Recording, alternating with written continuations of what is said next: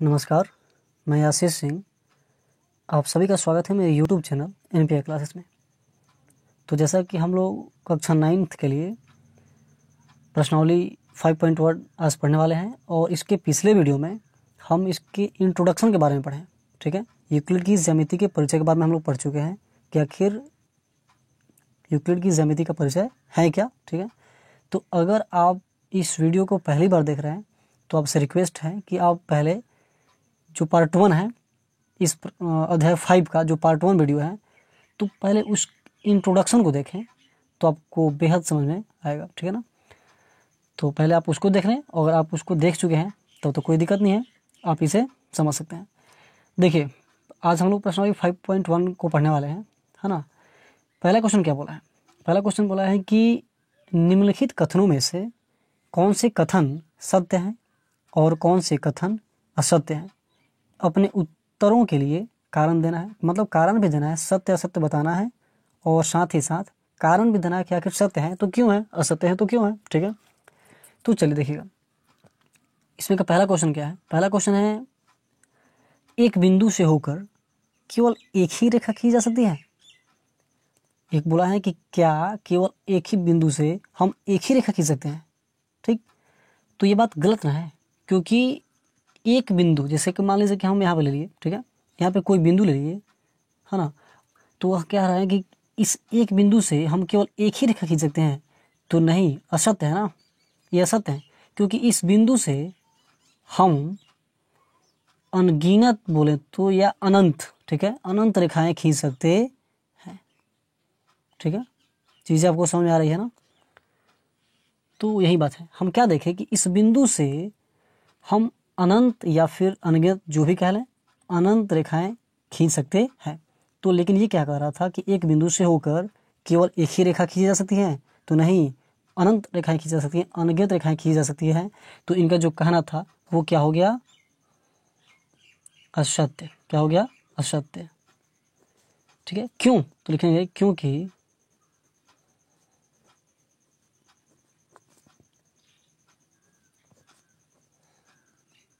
एक बिंदु से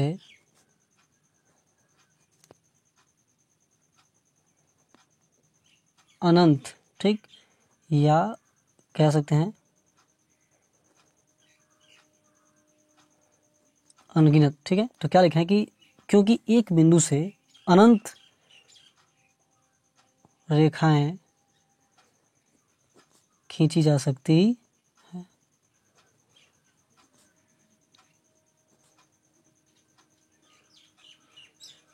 खींची जा सकती है। ठीक है, उम्मीद करते हैं कि आपको चीज़ें समझ आ रही है ना। तो ये था। ठीक है, अब इसका दूसरा क्वेश्चन देख लेते हैं। दूसरा क्वेश्चन है कि दो भिन्न बिंदुओं से होकर जाने वाली असंख्य रेखाएं हैं। मतलब कि दो भिन्न बिंदु ले लेते हैं और दो भिन्न बिंदुओं से असंख्य रेखा खींच सकते हैं क्या। तो देखिएगा, दो बिंदु ले लेते हैं, ठीक है, एक बिंदु यहाँ ले लिए, ठीक है, और एक बिंदु यहाँ ले लिए। और ये कहा कि दो भिन्न बिंदु, एक बिंदु यहाँ है और एक बिंदु यहाँ है, दोनों भिन्न भिन्न है। तो दो भिन्न बिंदुओं से होकर जाने वाली असंख्य रेखाएं हैं। तो अगर इनको मिलाइएगा तो देखिए मिल गया, तो एक ही रेखा ना होगा क्या। अब और रेखा खींच सकते हैं क्या? नहीं खींच सकते हैं ना। तो क्या होगा, इनका जो कहना था वो क्या हो गया, असत्य हो गया। तो हम लिखेंगे असत्य तो है ही, और हम ये चीज़ पढ़े भी है। अपग्रेड 5.1 से हमें पता है। अपग्रेड 5.1 क्या कहता है? अपग्रेड 5.1 कहता है कि दो भिन्न बिंदुओं से होकर अद्वितीय रेखा खींची जा सकती है। तो यहाँ पर लिखेंगे क्योंकि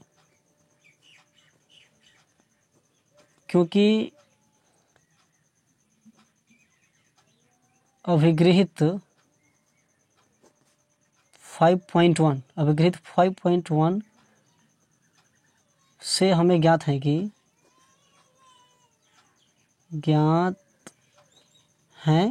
कि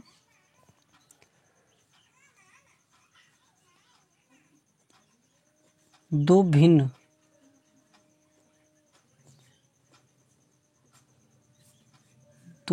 बिंदुओं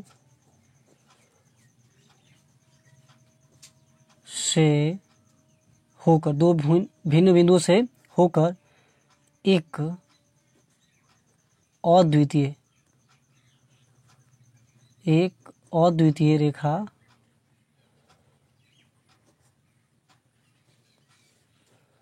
खींची जा सकती है। ठीक है, कारण भी देना है ना, तो हम कारण भी दे दिए। क्या कारण है कि दो भिन्न बिंदुओं से होकर जाने वाली असंख्य रेखा है, तो ये बात असत्य है, गलत है, क्योंकि अवगृहित जो 5.1 है वो हमें ये बताता है कि दो भिन्न बिंदुओं से होकर एक अद्वितीय रेखा खींची जा सकती है। एक अद्वितीय मतलब एक होता है, ठीक है ना, एक रेखा खींची जा सकती है, अनंत रेखाएं यानी असंख्य रेखाएं नहीं खींची जा सकती। ठीक है, तो आपको चीज़ें समझ आ रही है। अब चल ये देखते हैं इसका तीसरा क्वेश्चन। तीसरा क्वेश्चन क्या है, एक शांत रेखा दोनों ओर अनिश्चित रूप से बढ़ाई जा सकती है। एक शांत रेखा, ठीक, दोनों ओर अनिश्चित रूप से बढ़ाई जा सकती है। जैसे एग्जांपल के थ्रू लेते हैं, मान लीजिए कि शांत रेखा का मतलब होता है रेखाखंड। ठीक है, एक रेखाखंड लेते हैं, ठीक है, तो कह रहा है कि क्या यह एक शांत रेखाखंड है, शांत रेखा है, और इस रेखा को अगर हम चाहें दोनों तरफ बढ़ाएं तो क्या नहीं बढ़ा सकते हैं? बिल्कुल बढ़ा सकते हैं ना। मान लीजिए कि इसका यहाँ से शुरुआत हुआ, यहाँ पे ख़त्म हो गया, तो हम चाहें तो दाहिने तरफ भी बढ़ा सकते हैं, ठीक है, और चाहे तो बाएं तरफ भी बढ़ा सकते हैं ना। ठीक है ना, आपको समझ आ रहा ना। तो हम दाएं तरफ भी बढ़ा सकते हैं और बाएं तरफ भी बढ़ा सकते हैं। तो क्या लिखेंगे, हुआ तो सत्य है, ठीक है, सत्य हुआ। और अभिधारणा 2 हम पढ़े, लिखेंगे क्योंकि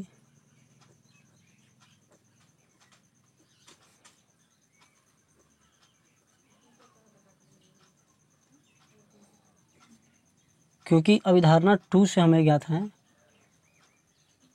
2 से हमें ज्ञात है कि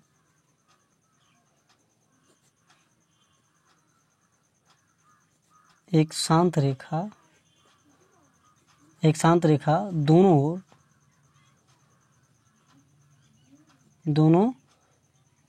ओर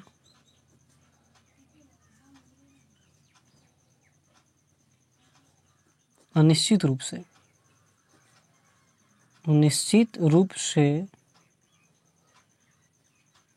बढ़ाई जा सकती है। ठीक है ना, तो आपको समझ आ रहा है। वही बात है कि एक शांत रेखा को दोनों ओर निश्चित रूप से हम क्या कर सकते हैं, बढ़ा सकते हैं, और ये चीज़ हमें अभिधारणा से प्राप्त हुआ है, और अभिधारणा हम लोग पढ़ चुके हैं। चलिए इसका चौथा क्वेश्चन देख लेते हैं। यदि दो वृत्त बराबर हैं, तो उनकी त्रिज्याएं बराबर होती हैं। अगर दो वृत्त बराबर हैं तो उनकी जो त्रिज्या होगी वो भी आपस में क्या होगी, बराबर होगी। तो इसका एग्जाम्पल हम आपको देते हैं।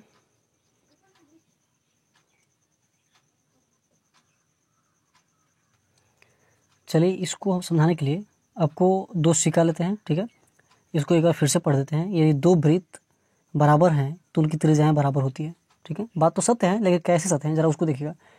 देखिए हमारे पास यह 2 रुपये के दो सिक्के हम रखे हुए हैं, ठीक है, दो सिक्का रखे हुए हैं, और दोनों सिक्का जो है एक वृत्ताकार है, दोनों क्या है, वृत्ताकार है, और दोनों वृत्ताकार हैं। तो देखिएगा मतलब ये दोनों वृत्ताकार भी हैं और दोनों क्या है, हम वृत्त कहें इसको, तो दोनों वृत्त आपस में बराबर भी हैं।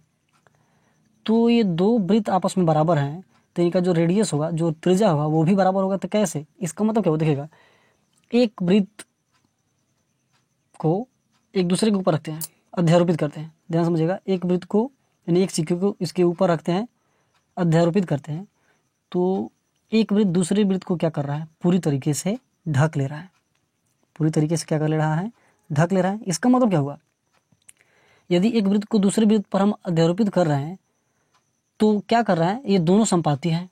संपाती का मतलब क्या हुआ, पूर्ण रूप से, पूरी तरह से एक दूसरे को ढक ले रहा है, संपाती हैं। इसका मतलब क्या हुआ, इसका मतलब हुआ कि इसका जो केंद्र होगा, सेंटर, इसका जो केंद्र होगा, सेंटर, इसका केंद्र और इसकी जो परिसीमाएं हैं, ये परिसीमाएं ये भी संपाती है, केंद्र और परिसीमाएं संपाती हैं, तभी ना यह एक दूसरे को पूर्ण रूप से ढक ले रहा है। ठीक है, इसका मतलब ये हुआ कि इनकी जो त्रिज्या होगी वो भी संपाती होगी, यानी कि अगर मान लीजिए कि त्रिज्या है तो नीचे वाला का भी त्रिज्या इसके जस्ट बराबर होगा। ठीक है, तो हम कैसे लिखेंगे भाषा, तो अब उसको समझिएगा। हम इसको लिखेंगे,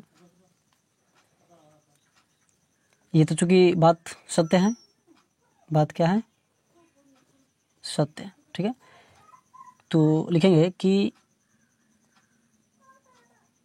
यदि एक वृत्त को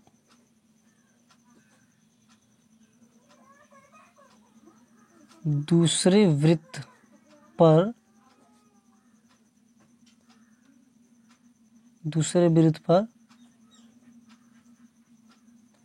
अध्यारोपित करें,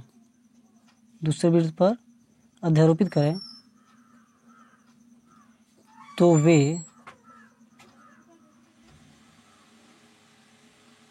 संपाती होंगे। तो वे क्या होंगे, संपाती होंगे। अतः इनके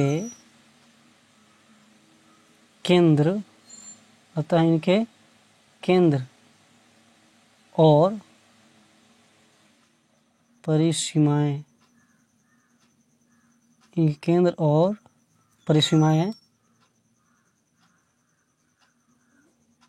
संपाती होती है।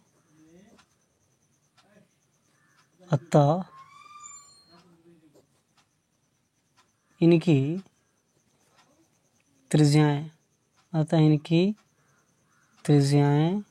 संपाती होंगी। और जब त्रिज्या संपाती होगा तो यानी कि त्रिज्या आपस में बराबर होगा।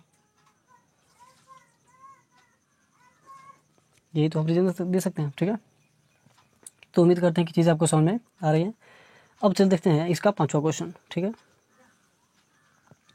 5वां क्वेश्चन क्या है, आकृति 5.9 में 5.9 में यदि ए बी जो है पी क्यू के बराबर है और पी क्यू जो है एक्स वाई के बराबर है, तो ए बी एक्स वाई के बराबर होगा। ठीक है, तो समझिएगा, ये भी अभिधारणा ही है। तो यहाँ देखिएगा, कह रहा है कि यदि ए बी जो है पी क्यू के बराबर है, यह ए बी इस पी क्यू के बराबर है। ठीक, और यह जो पी क्यू है इस एक्स वाई के बराबर है, तो क्या ए बी इस एक्स वाई के बराबर होगा? जरा समझिएगा थोड़ी देर के लिए। हम लिखते हैं कि ए बी बराबर पी क्यू, ए बी बराबर पी क्यू, इसको मान लेते हैं इक्वेशन, मतलब फर्स्ट समीकरण फर्स्ट मान लेते हैं। ए बी बराबर पी क्यू इक्वेशन फर्स्ट हो गया। अच्छा, फिर क्या है, यह पी क्यू जो है, यह पी क्यू किसके बराबर है, एक्स वाई के बराबर है। ठीक है, इसको समीकरण 2 मान लेते हैं।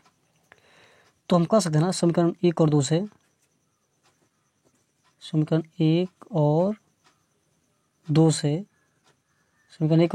से देखिए, जब दो समीकरण बराबर होता है ना, दो समीकरण में अगर RHS के बराबर है तो LHS इस LHS के बराबर होता है। तो इस दोनों समीकरण में यह RHS जो है PQ दोनों सेम है, इसका मतलब क्या होगा कि यह LHS भी आपस में क्या होगा, बराबर होगा। तो वही चीज़ अगर इस, तो हम लिख सकते हैं ना, समीकरण 1 और 2 से ए बी बराबर एक्स वाई। समीकरण 1 और 2 से क्या कर सकते हैं, ए बी जो होगा एक्स वाई के, जो पी क्यू के बराबर है, बराबर के दाहिने तरफ वाला बराबर के दाहिने तरफ के बराबर है, इसका मतलब क्या होगा कि बराबर के बाएं तरफ वाला इस बराबर के बाएं तरफ के बराबर होगा, यानी LHS इस LHS के बराबर होगा।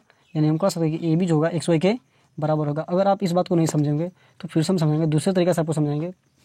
देखिए, जब यह ए बी इस पी क्यू के बराबर होगा, तो मान के चलते हैं ए बी जो है, मान के चले, सपोज है नहीं लेकिन मान रहे हैं, ठीक है, ए बी 4 मीटर है, तो यह ए बी इस पी क्यू के बराबर है। इसका मतलब क्या है कि ये भी 4 मीटर होगा तभी ना बराबर है। यह ए बी 4 मीटर है और यह ए बी इस पी क्यू के बराबर है। इसका मतलब क्या हुआ कि ये भी 4 मीटर है, तभी ना दोनों जब 4 मीटर हैं तभी ना आपस में बराबर हो रहा है।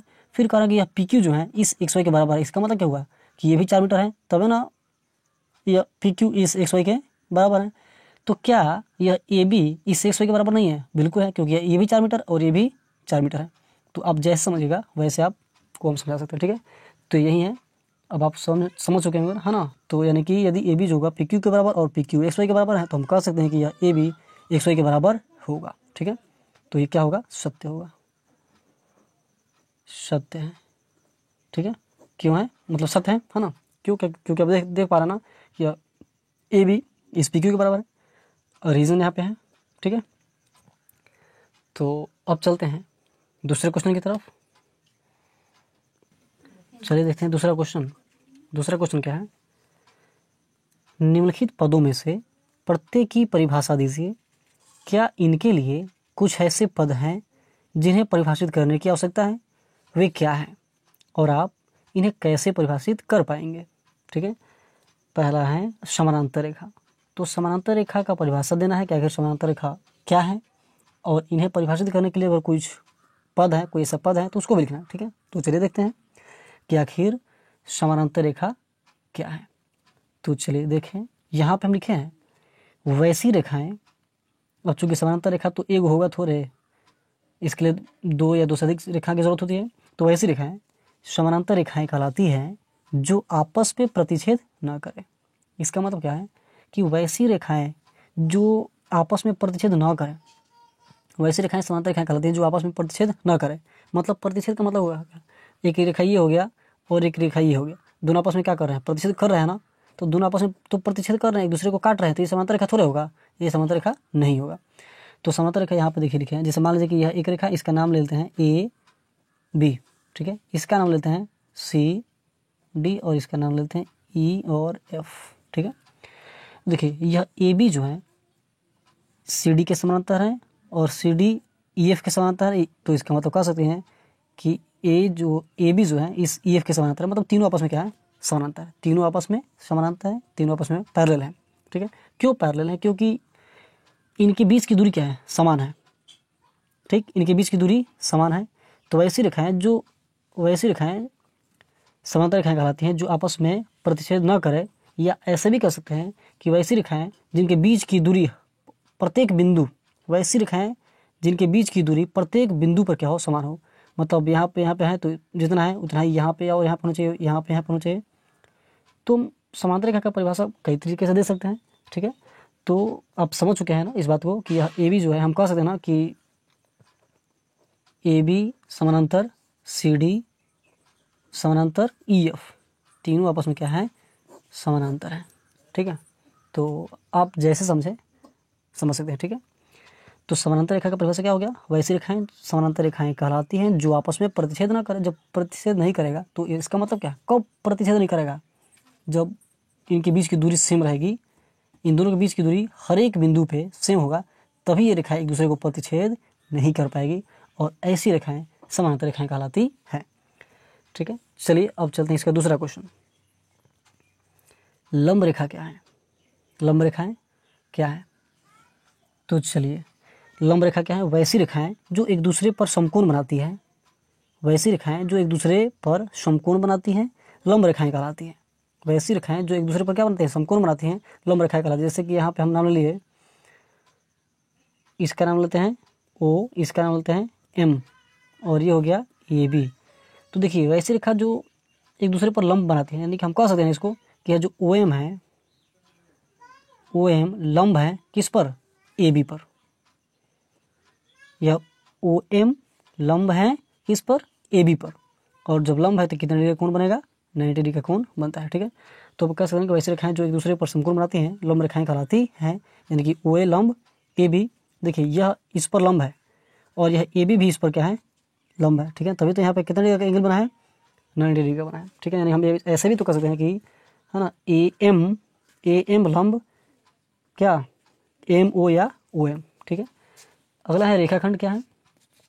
तो रेखाखंड क्या है समझिएगा, रेखाखंड क्या है, तो रेखा का वह भाग जिसके दो अंत बिंदु हो रेखाखंड कहलाता है। रेखा का वह भाग जिसके दो अंत बिंदु हो रेखाखंड कहलाता है। जैसे यहाँ पे रेखा हम ले लिए हैं ए और बी, तो इसका दो अंत बिंदु है, यहाँ समाप्त हुआ है तो यहाँ पे एक बिंदु है, यहाँ पे समाप्त हुआ है तो यहाँ पे एक क्या है, बिंदु है, और इस बिंदु का नाम है, ठीक, इस पॉइंट का नाम है ए और इस पॉइंट का नाम है बी, यानी कि इन दोनों को मिलाने वाला एक रेखा है, उसे हम बोलते हैं ए बी। ठीक है, तो रेखा क्या है, तो रेखा का वह भाग जिसके दो क्या होते हैं, अंत बिंदु होते हैं, रेखाखंड कहलाता है। ठीक है, अगला है वृत्त की त्रिज्या। ये वृत्त की त्रिज्या है क्या, तो समझिएगा, केंद्र और वृत्त की परिधि के किसी भी बिंदु के बीच, केंद्र और वृत्त की परिधि, केंद्र जैसे आप यहाँ पे आपको एक सर्कल दिख रहा है, वृत्त दिख रहा है और इस वृत्त का ये क्या है, केंद्र है, ठीक है। तो केंद्र और वृत्त की परिधि, केंद्र और वृत्त की परिधि यही होता है चारों तरफ, ठीक है। तो केंद्र और वृत्त की परिधि के किसी भी बिंदु के बीच, जैसे मान लीजिए कि यहाँ से यहाँ कर लें, यहाँ से यहाँ कर लें, मेरी मर्जी, यहाँ से यहाँ रख लें, किसी भी बिंदु, इस परिधि के किसी भी बिंदु पे चल सकते हैं ना, ठीक है। तो वही कह रहा है, केंद्र और वृत्त की परिधि, ये केंद्र हो गया, ठीक, और यह इस सब ये इसका क्या है, वृत्त का ये परिधि है। आप किसी भी पॉइंट से आप इसकी दूरी को ले सकते हैं। तो केंद्र और वृत्त की परिधि के किसी भी बिंदु के बीच की दूरी वृत्त की त्रिज्या कहलाती है, ठीक है, सिंपल था। अब जानते हैं लास्ट है वर्ग, स्क्वायर। वर्ग आखिर है क्या? तो वैसा चतुर्भुज जिसकी चारों भुजाएं बराबर हो तथा प्रत्येक कोण समकोण हो, वर्ग कहलाता है। वैसा चतुर्भुज जिसकी चारों भुजाएं बराबर हो तथा प्रत्येक कोण समकोण हो, वर्ग कहलाता है। जैसे यहाँ पे आपको दिख रहा होगा ABCD एक वर्ग है और प्रत्येक जो कोण है वो कितने डिग्री का है, 90 डिग्री का है। प्रत्येक कोण 90 डिग्री का है, इसलिए यह क्या है, वर्ग है। और चारों भुजाएं आपस में क्या है, बराबर। अगर ये 4 मीटर होगा तो ये भी 4 मीटर, ये भी 4 मीटर, ये भी 4 मीटर, ठीक है। तो आपको उम्मीद करते हैं कि चीज़ें समझ में आ गई होंगी। तो अगर आपको वीडियो पसंद आया हो तो प्लीज़ एक लाइक तो बनता है, लाइक कर दीजिए। और अगर आप मेरे चैनल पे नए हैं तो बेल आइकन ऑल पे क्लिक करके चैनल को सब्सक्राइब कर दीजिए और अपने दोस्तों के बीच अधिक से अधिक शेयर करें ताकि हमारा मोटिवेशन बना रहे और इसी तरह की वीडियोज़ हम आपके लिए लाते रहेंगे। तो आज के लिए बस इतना ही, मिलते हैं अगली वीडियो में, तब तक के लिए धन्यवाद।